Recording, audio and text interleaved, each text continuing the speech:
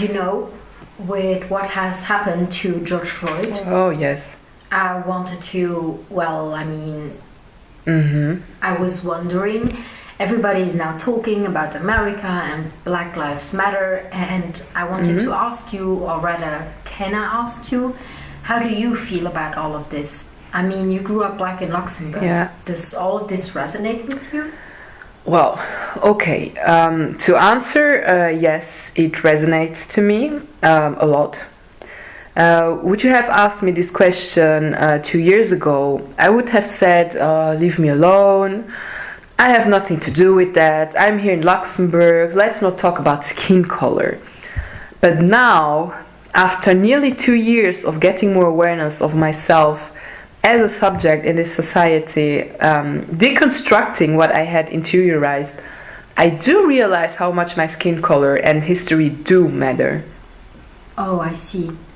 And how was it then for you to be black in Luxembourg, in this multicultural country, to be born here and grow up here? I remember that I understood very early that my skin color was not the right one. I remember moments I was scared for my skin color, or simply moments I felt I was not very welcomed, or that I was treated differently than a white person. But I would always suppress that feeling. And I remember one scene very well.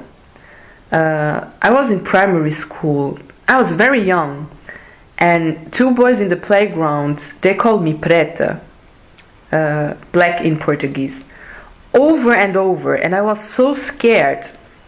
Every time I see them, every time I would see them, I wanted to hide.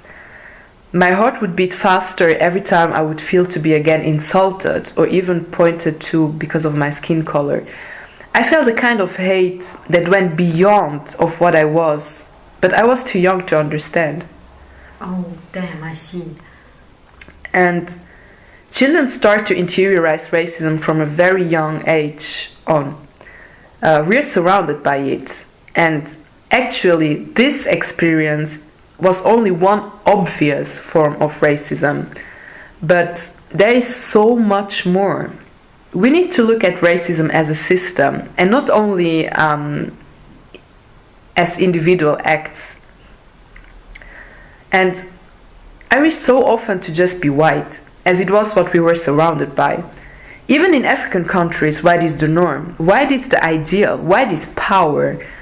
Being black made me so often feel ashamed. I was not even totally aware of that feeling of shame, as it was somehow natural, somehow normal. Oh, as a white person, I can of course not really relate to that, to your experience personally, but I have been increasingly aware of the racial issues still at hand, specifically here in Luxembourg. Mm-hmm.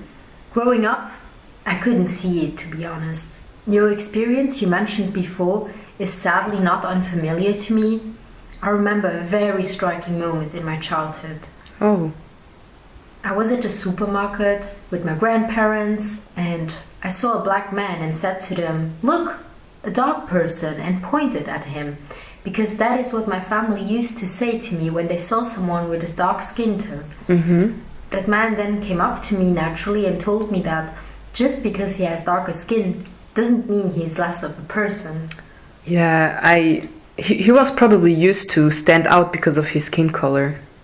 Yes, unfortunately. And that precise moment, that it came back to my mind many times, and each time I was more and more aware of the meaning of it. How my family was, and partly still is, racist. How I internalized a lot of it unconsciously when I was a child.